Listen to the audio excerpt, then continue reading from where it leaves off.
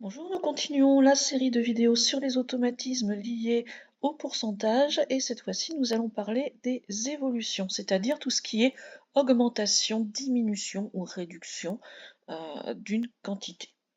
On va travailler comme d'habitude sous la forme de deux séries de 4 questions en QCM avec une seule bonne réponse et je vous propose, si vous avez besoin, de mettre en pause le temps de réfléchir. On se retrouve pour la correction. On vous demande tout d'abord de diminuer un nombre de 8%. Alors là, c'est vraiment la question clé. Si celle-là, vous la comprenez, vous êtes capable de faire toutes les autres qui sont proposées et n'importe quelle évolution. On pourrait travailler avec un niveau sixième. Diminuer de 8%, on va prendre la quantité de départ, on va multiplier par 8 et diviser par 100, on va savoir combien on doit enlever.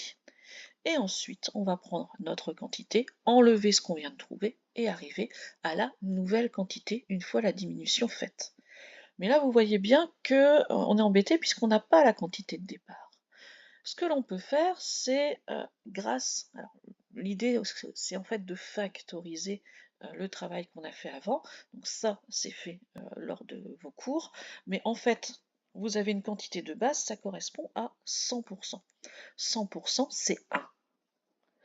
Donc, quand vous devez augmenter une quantité d'un pourcentage, vous allez faire 1 plus le pourcentage. Quand vous allez diminuer une quantité d'un certain pourcentage, vous allez faire 1 moins ce pourcentage. Et ça va vous donner un coefficient multiplicateur. Donc, une augmentation ou une diminution, si vous voulez le faire en une seule fois, c'est une multiplication.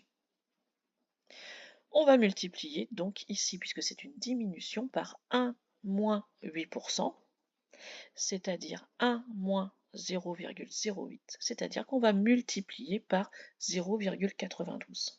Vraiment, la base de tout votre travail, ça va être ça. Augmentation 1 plus le pourcentage, diminution 1 moins le pourcentage, et ça me donne par quoi il faut multiplier.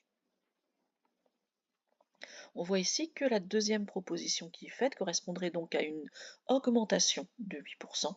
Et ensuite, c'est pas parce que c'est une diminution qu'on va forcément faire une soustraction. Puisque je vous rappelle, quand on vous demande de diminuer de 8%, ce n'est pas une quantité 8%, c'est une proportion. Donc on ne peut pas la soustraire directement. De la même façon ici, on travaille à l'envers cette fois-ci, on est passé d'une valeur de départ que j'ai appelée V1 par commodité à une valeur arrivée de V2. On vous dit que la multiplication qui a été faite entre ces deux valeurs est une multiplication par 1,2. Comme c'est plus grand que 1, ce coefficient multiplicateur, on va augmenter le nombre entre V1 et V2. Donc on est sur une augmentation. Déjà, ça c'est une première information. Si on est plus grand que 1, c'est une augmentation. Si on est plus petit que 1, c'est une diminution. Ensuite, par rapport à 1, on va comparer. On a ici ce 0,2. Ce 0,2 correspond à avoir ajouté 20%, puisque 0,2 c'est 20%. Donc au final, on est sur une augmentation de 20%. Ici, le prix d'un scooter était 2500 €, on baisse de 10% et on vous demande son nouveau prix. Alors là, je vais un petit peu contredire ce que j'ai dit avant, c'est qu'ici, si vous voulez le faire en une seule étape, vous devez multiplier par 1 moins 10%, donc 1 moins 0,1, donc vous devez multiplier par 0,9. Si vous êtes sans calculatrice en temps limité, c'est un petit peu délicat, et moi encore plus ici en vidéo à l'oral. Ce que l'on peut faire là par contre, c'est vraiment aller calculer les 10% de 1500. Alors là, en fait, je m'adapte à ça parce que 10% c'est facile à trouver et 1500 c'est pareil, c'est un nombre qui est quand même, on va dire, un nombre rond, donc ça va être facile de dire que 10% de 1500 c'est 150 €. Donc on va avoir une baisse de 150 € qui va nous donner 1350 €. Donc dans l'idéal, c'est vrai que ce que je vous ai expliqué aux deux premières questions est intéressant puisque ça permet de faire une seule opération. Maintenant, en pratique, si vos nombres s'y prêtent bien, vous pouvez continuer à travailler en plusieurs étapes avec d'abord quelle est la quantité que l'on va enlever, puis ensuite faire cette soustraction. Enfin, pour la dernière question, cette fois-ci, on demandait de retrouver l'évolution qui permettait de passer de 250 euros à 250 à 200 euros, pardon. Donc de 250 à 200 euros. Tout d'abord, on voit que c'est une baisse. Et on vous parle de la variation relative. Ça veut dire que si c'est une baisse, elle va avoir un signe moins. Si c'est une augmentation, elle va avoir un signe plus. Donc ici, on va avoir une baisse avec notre moins 20%.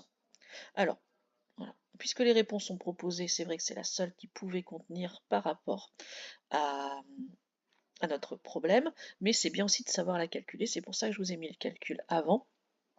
Ce qu'il faut voir, c'est quelle est l'évolution entre 250 et 200 euros.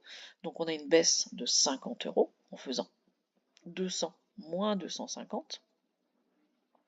Et ensuite, cette baisse, pour que ça devienne une proportion et un pourcentage, il va falloir la mettre en relation, en proportion, par rapport à notre quantité, par rapport à notre quantité de départ. Donc c'est pour ça que le 200 moins 250, donc les moins 50 euros, il faut les mettre par rapport à 250 euros, d'où la division qui est ici. Voilà, ça c'est un petit peu plus délicat, on aura l'occasion de le retravailler dans d'autres vidéos justement sur les évolutions. J'espère que ça aura pu vous aider. Retenez bien donc les deux questions de base qui sont vraiment pour moi les plus importantes et qui permettent de débloquer énormément de situations. Au revoir.